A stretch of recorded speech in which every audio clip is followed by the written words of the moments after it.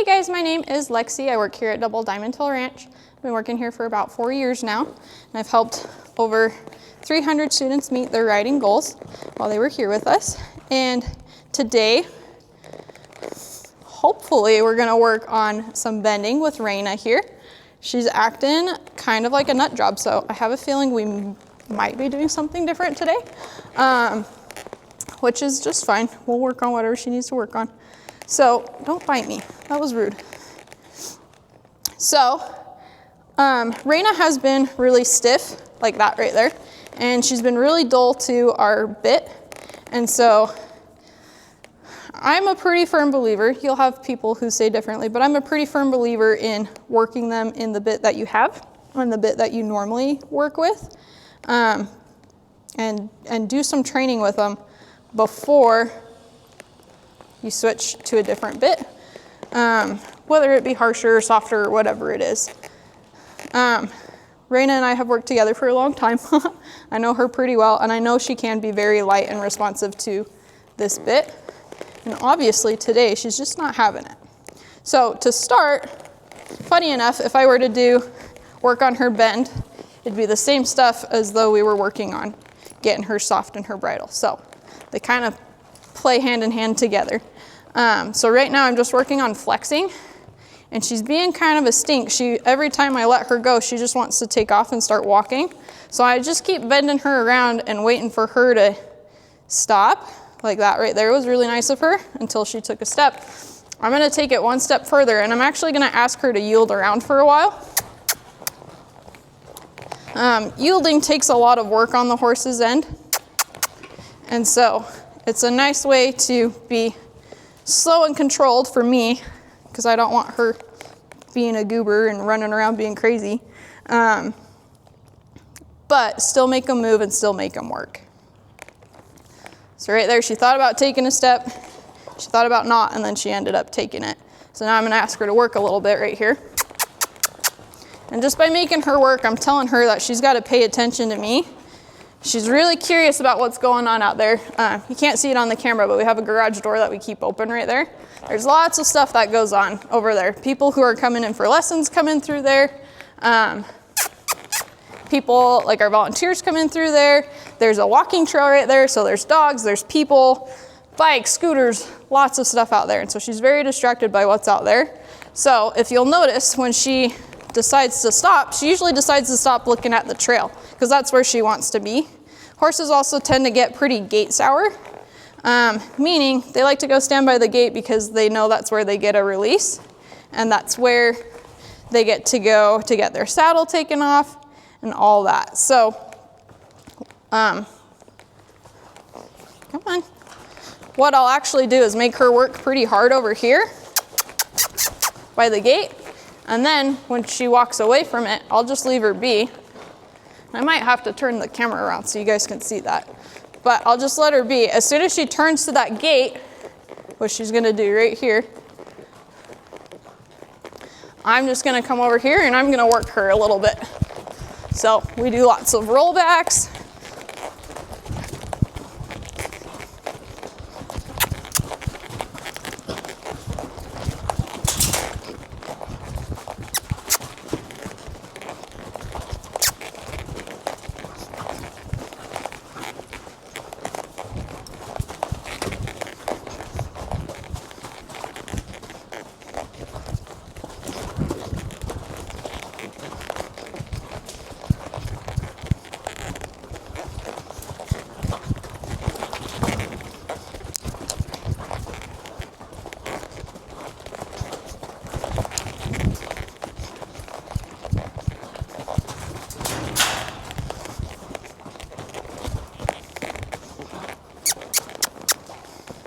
So there, she finally settled down a little bit. Oh, now she wants to work again. She was settling down and ended up walking away from the fence, and then as soon as she walked away, she ended up picking the trot up. So we'll just come right back over here. We'll just keep working.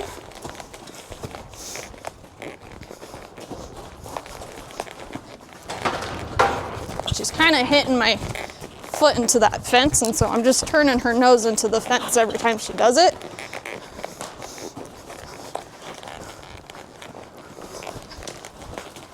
So now, we'll see if she can walk out here.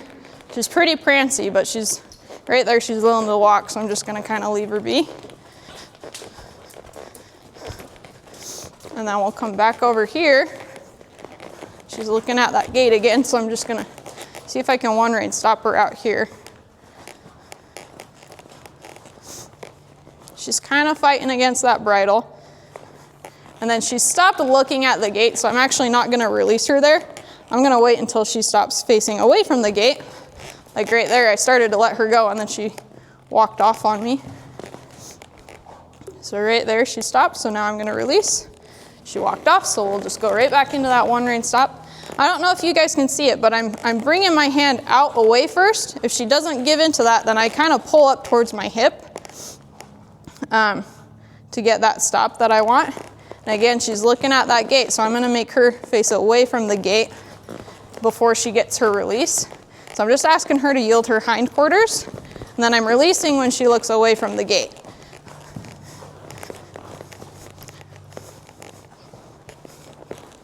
I'm waiting for her to stop.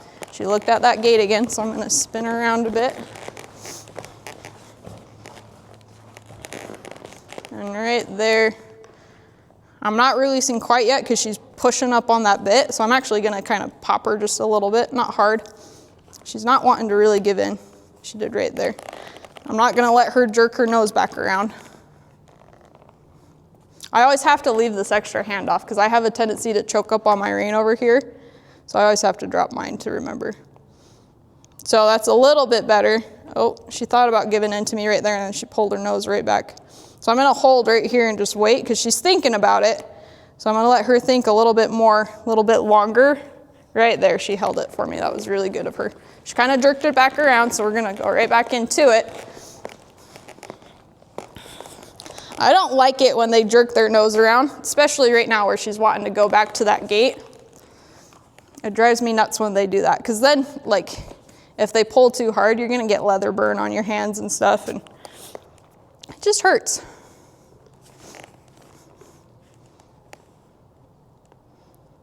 So we'll wait.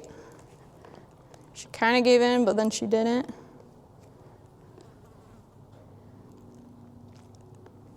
Right there, she gave in pretty good. She had a fly on her, so I'm not gonna reprimand her for that one, but. Okay, so now that we've kind of gotten her away from the gate thing, we're gonna work on our bend. So I've got a little square set up here.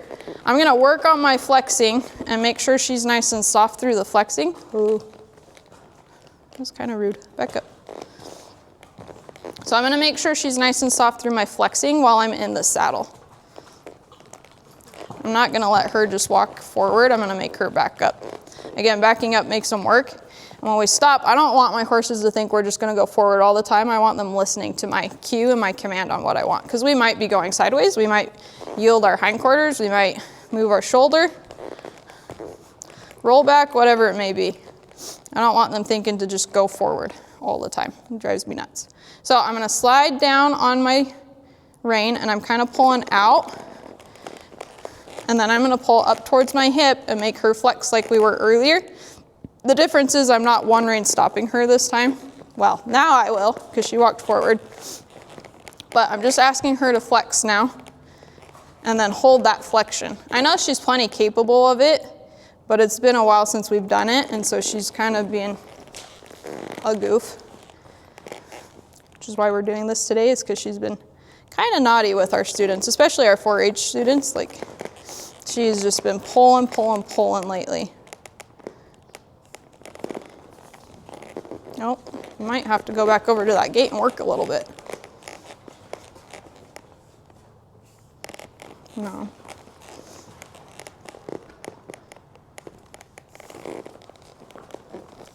Oh, she wants to come back over to this gate, so we're gonna work here for a second.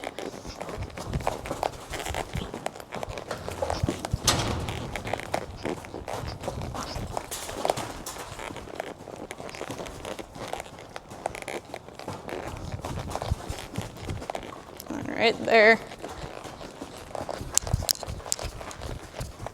Easy.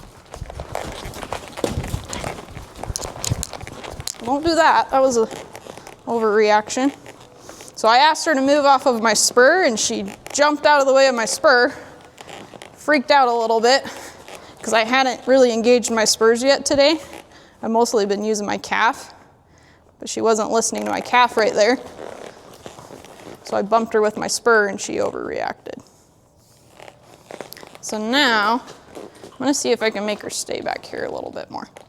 So now I'm gonna flex around on this side. And if she goes to walk off, I'm gonna bump her and I'm gonna make her go all the way to my toe. And hold her there until she relaxes a little bit. Again, I don't want my horses to just be go, go, go, go, go all the time. It drives me nuts. It's a really dangerous habit for them to get into, because if you're not ready for them to leave and they start leaving without you, you're gonna fall off.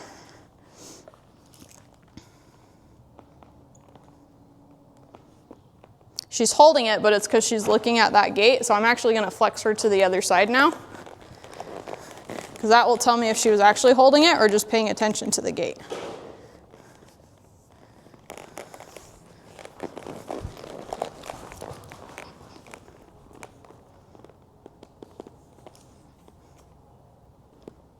See, that's pretty good. She's not looking at the gate now. So she's starting to chill out a little bit and relax, which is what I want. She's facing away from the fence now, the gate. She'll probably spin around here to go look at it. Yep, and I'm just gonna hold my pressure. That was a lot better. She only took one step forward instead of taking a whole bunch, like that right there. That was a whole bunch. So what I'm doing is I'm not necessarily avoiding the gate, but I'm telling her if she wants to go by the gate, she's gonna have to work 10 times harder than if she just works out here. I don't want her learning she gets to rest by the gate, and that's a rule we have, or at least I have for all of my students, is they don't get to stand by the gate ever. A gate is meant to be walked through, not rest next to. So I have that rule for all of my horses, all of my students.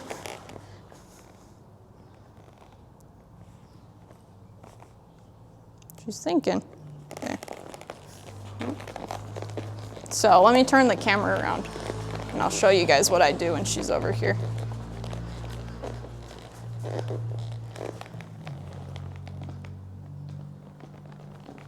Okay, don't knock it over. Thank you. Okay, so when she wants to come over here, I keep my hands nice and low and I keep them taut on my reins, and then I just ask her to yield her hind end around over here. She hit my foot there, so I'm gonna bump her nose a little bit. And I usually make them work pretty hard. I accidentally bumped her with my spur there, but. And I make them keep their nose down, not over the top of the gate, because if your rein gets stuck, like on one of these little pins here, you might have to cut your reins off. These ones have clips, which are nice. I like those a lot. But if it's stuck, if it gets stuck, then you're gonna be in a pickle. So I always keep their nose down. And she's kind of easy because she's short. Like my horse is a little bit taller. So there she hit my foot again. My horse is a little bit taller. And so, so I have to be more cautious with her about doing that. Reina can barely get her nose over a panel this high. She's just a little girl. So right there, she didn't want to listen to my rein super great. I'm also looking where I want to go. And then I engage my inside leg and I kind of bring it back just a little bit compared to where I normally would go to ask her to turn. That's because I want her to push her rib cage out and away and push her hip away from where we're going.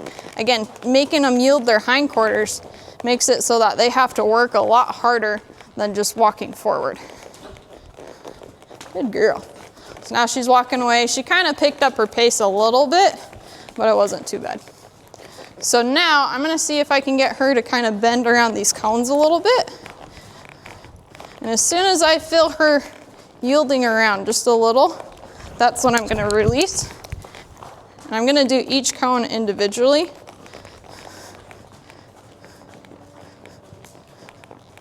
Hopefully without running them over. Reina is so chunky, the saddle moves all the time on her. So right there, that was really good of her. We'll come to our next cone and we'll do our other side now. I'm not too worried about her pace. She's really antsy today, but this will kind of break her down into a walk. Right, almost right there, right? And so it's gonna kind of wear her out a little bit more. Right there was really good. And so I'm not too worried if she wants to trot away. I'm just gonna break her down into that yield around. Like right there was pretty nice.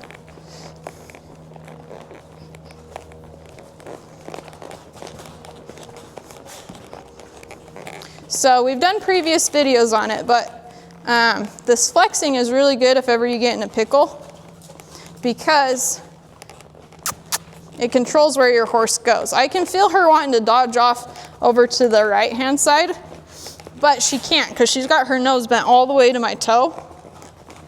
And so if I get into an emergency, like this is really nice of her to do. Right there, she's yielding really good, so I'm gonna let her walk out of that one.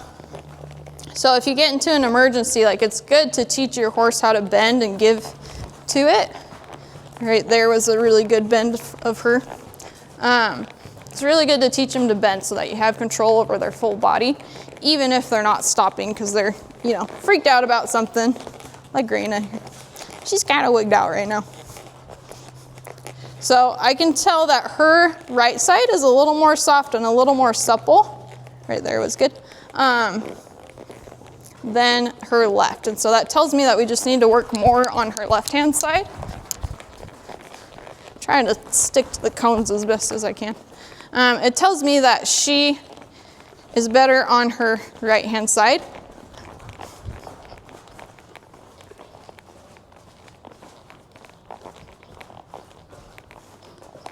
There we go, that was a good one. Oh, I forgot to turn the camera back around. Let me get her.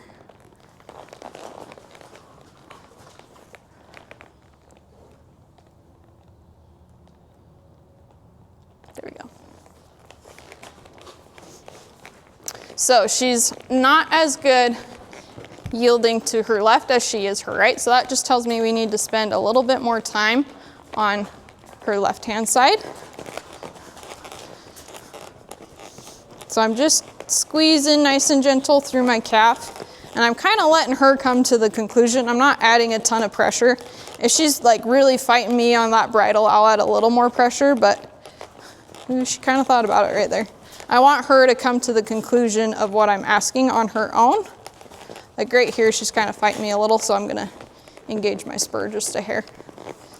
I'm gonna do it again right here because she just asked her to turn nicely and she didn't.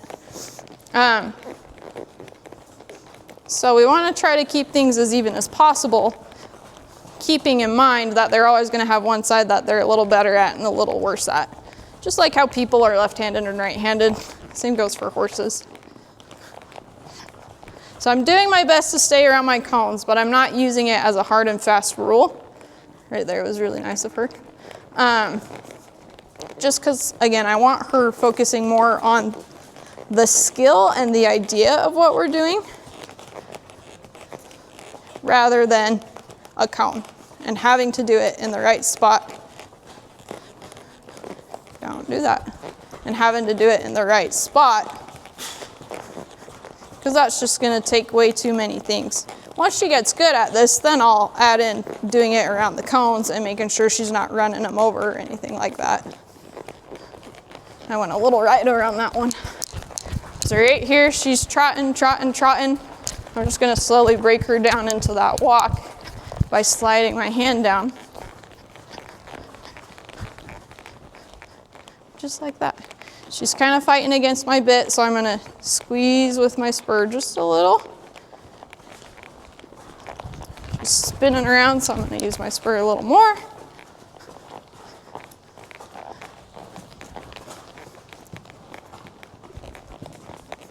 Then once she bent nice and easy, I went ahead and released her. So I'm kind of asking through my rein first because I want to get the ball rolling. I just want her to tip her nose and start following her nose. And then I'm engaging my leg. it's kind of twofold. I want her to learn to follow her nose a little bit, and I'm trying to get her to soften up to the bridle today. Like, that's our end goal. But also, she's so antsy today that I just know if I engage my leg too early, she's just gonna spurt away. She's gonna go take off. It's like right here, she's yielding, but she keeps pulling on that bridle. And so I'm not gonna release her until she stops pulling on that bridle so much. But she's gotta keep moving while she does it.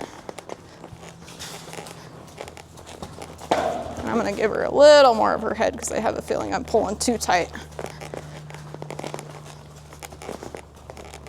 There we go, that was much better of her.